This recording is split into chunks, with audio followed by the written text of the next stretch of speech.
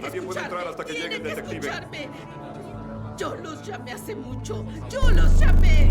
Y les dije una y otra vez, 1.000.000 de veces que algo estaba pasando. Y me hicieron ustedes no. Hoy hablaremos del caso Dahmer, el caníbal de Milwaukee o conocido como el monstruo de Milwaukee. Fue un asesino en serie y agresor sexual estadounidense que cometió el asesinato y desmembramiento de 17 hombres adolescentes entre 1978 y 1991. Muchos de sus asesinatos involucraron la necrofilia, el canibalismo, la preservación permanente de partes del cuerpo, generalmente todo o parte del esqueleto. Aunque se le diagnosticó un trastorno límite de la personalidad, un trastorno esquizotípico de la personalidad y un trastorno psicótico, en su juicio se consideró que Dahmer estaba legalmente cuerdo. Fue condenado por 15 de los 16 asesinatos que había cometido en Wisconsin y fue sentenciado a 15 cadenas perpetuas el 17 de febrero de 1992. Más tarde Dahmer fue sentenciado a una 16ª cadena perpetua por un homicidio adicional cometido en Ohio en 1978. El 28 de noviembre de 1994 Dahmer fue asesinado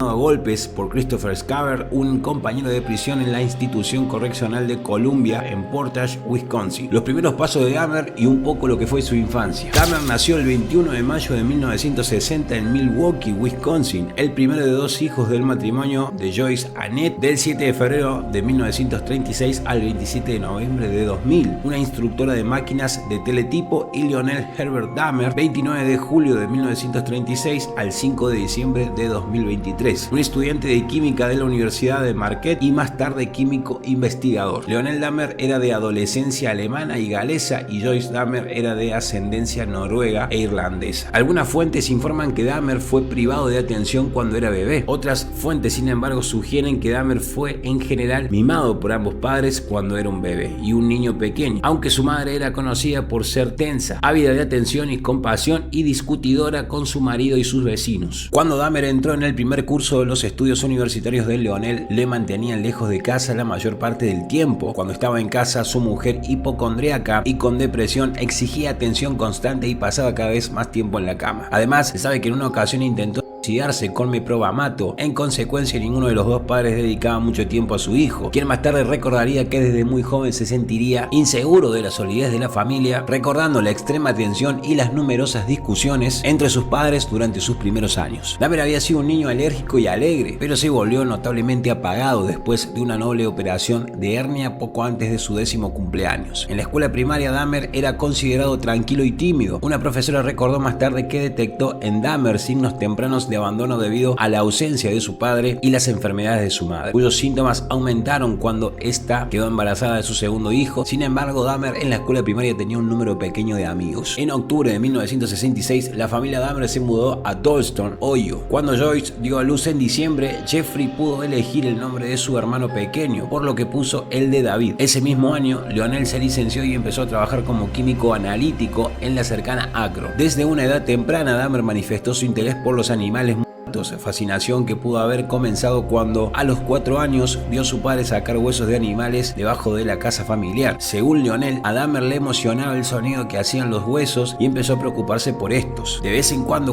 buscaba más huesos debajo y alrededor de la casa de la familia y exploraba los cuerpos de los animales vivos para descubrir dónde se encontraban sus huesos. En 1968 la familia se trasladó a un domicilio en el municipio de Bath, en el condado de Summit, Ohio, el tercero en 2 años y el sexto de los Dahmer desde que se casaron. La casa se encontraba en un terreno de 1 acre y en medio de un bosque en una pequeña cabaña a poca distancia, donde Dahmer empezó a coleccionar insectos grandes como libélulas y polillas y esqueletos de animales pequeños como ardillas y tamías. Algunos de estos restos se conservaron en frascos de formaldehído y se guardaron en la cabaña. 2 años más tarde, durante una cena en la que la familia se encontraba cenando pollo, Dahmer le preguntó a Lionel qué pasaría si los huesos de este se pusieran en lejía. Lionel, complacido por lo que creía que era la curiosidad científica de su hijo, le demostró cómo blanquear y conservar de forma segura los huesos de los animales y humanos. Dahmer incorporó estas técnicas de conservación a su colección de huesos y también empezó a recoger animales muertos, incluso atropellados, que diseccionaba y enterraba junto a la cabaña, y colocaba ocasionalmente los cráneos sobre cruces improvisados. Según un amigo, Dahmer le explicó que sentía curiosidad por saber cómo los animales se encastraban. En una ocasión, en 1975, Dahmer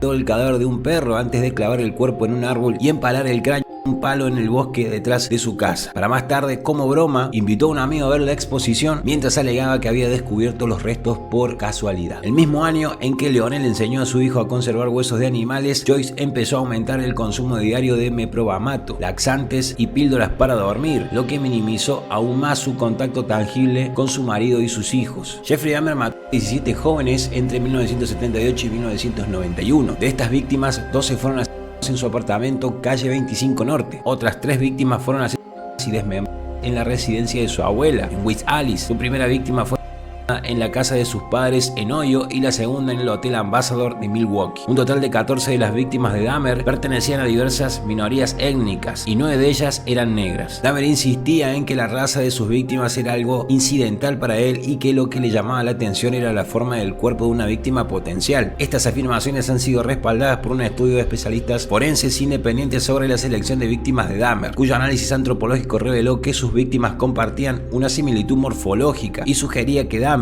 se sentía psicológicamente atraído por un determinado tipo de cuerpo antropométrico. La mayoría de las víctimas de Dahmer fueron asesinados por estrangulamiento después de haber sido drogadas con sedantes, aunque su primera víctima fue asesinada por una combinación de apaleamiento y estrangulamiento, y su segunda víctima fue golpeada hasta la muerte con otra víctima asesinada en 1990. Ernest Miller, que murió por una combinación de shock y pérdida de sangre debido al corte de su arteria carótida. 4 de las víctimas de Dahmer en 1991 se les practicaron agujeros en el a través de los cuales Dahmer inyectó ácido clorhídrico, o más tarde una hirviendo en los lóbulos frontales, en un intento de inducir un estado permanente sumiso irreversible. Esto resultó fatal, aunque no era su intención en todas las ocasiones. El 22 de julio de 1991, Tracy Edward, su última víctima, consiguió escapar esposado. La policía lo vio y esta vez decidieron investigar por al apartamento del hombre que lo había esposado, y al revisar la habitación descubrieron varias fotografías de cadáveres. Dahmer intentó huir pero fue detenido. En su casa encontraron una cabeza humana en el refrigerador, 2 bolsas en el congelador que contenían un corazón humano y unos genitales masculinos. En la recámara se encontraron 5 y diversos objetos como cuchillos, sierras y martillos, así como fotos detallando procesos de reconstrucción de cuerpos humanos. En otro cajón se encontró un esqueleto completo con los huesos limpiados con cloro, un cuero cabelludo disecado y un tambor de 260 litros lleno de ácido con 3 torsos y otras partes humanas. También se encontraron rastros de sangre en las paredes. Días después, vecinos de Dahmer dispararon a las puertas de su casa antes del horror que causaron sus crímenes. Los psiquiatras que lo atendieron le dijeron que estaba enfermo, por lo que se declaró culpable con atenuante de enajenación mental para ser condenado a una cárcel especial para enfermos mentales. Pero el atenuante fue finalmente rechazado. En principio se había declarado inocente, pero cambió su declaración por la gran cantidad de pruebas encontradas en su contra. El jurado entonces lo declaró mentalmente sano y como consecuencia fue finalmente sentenciado a 15 cadenas perpetuas consecutivas. Fue enviado al Columbia Correctional Institute en Portage, Wisconsin, donde fue entrevistado por el perito en perfiles criminales del FBI,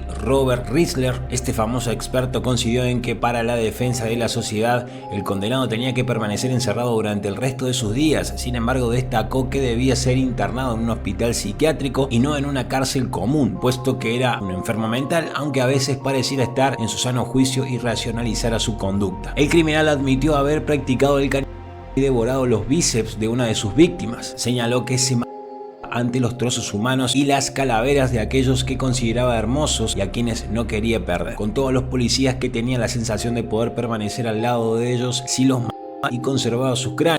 Declaró también que las 3 cabezas halladas en su nevera y en su congelador con la carne intacta pertenecían a sus últimas 3 víctimas. Si llegaste hasta acá, te agradecería un me gusta, dejar un comentario si viste la serie, cuál es la escena que más te pareció escalofriante, si has conocido un poco más de la historia de Dahmer, no solamente lo que se ha visto en Netflix, que fue muy poco considerado a lo que fue la historia real. Decirte también que tengo un podcast exclusivo hablando del caso Dahmer, en donde lo podrás encontrar en la playlist de Hablemos Simple.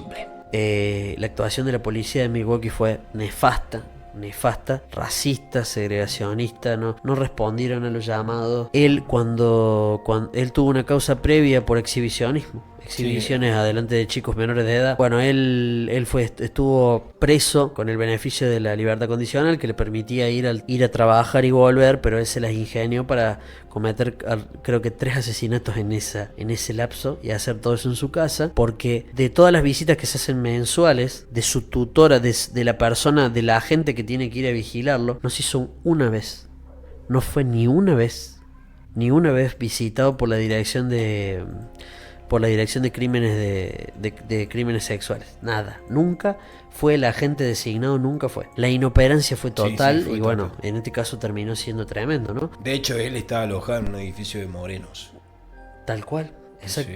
Sí. Lo tomaban como que era una cuestión de envidia, una cuestión racial también, y la verdad que eso, no sé, fue un antes y un después. El accionar de la policía no hubiera sido tan malo, seguramente él no hubiera cometido todos los crímenes de la forma que lo cometió. Lo loco que estamos, ¿no? Bueno, Los seres humanos. Caso Argentina, el caso de Cayetano Grossi, el famoso hombre de la bolsa, Tremendo. que mató a sus 5 hijos y después mataba bebés y los tiraron en una bolsa. Exacto, ¿sí? Una locura. Se armó una cultura popular tan grande que hasta el día de hoy, y no todos nosotros, vos y yo nos hemos criado así, con ese miedo de no andar solo en la calle, que algún abuelo te dice que el viejo de la bolsa. El viejo de la bolsa. Y el viejo de la bolsa fue real y Y existió. fue real. Y yo pensé que era una fantasía que te la decían los adultos Tal cual. para generarte miedo y mirá. Tal cual. Quizás hoy, el día de hoy, algún chico de la secundaria que haga sus primeros pasos por la noche en Milwaukee, algún padre le diga: tené cuidado, hijo, nunca le aceptes la invitación a nadie, porque algún día te podés encontrar con el caníbal de Milwaukee.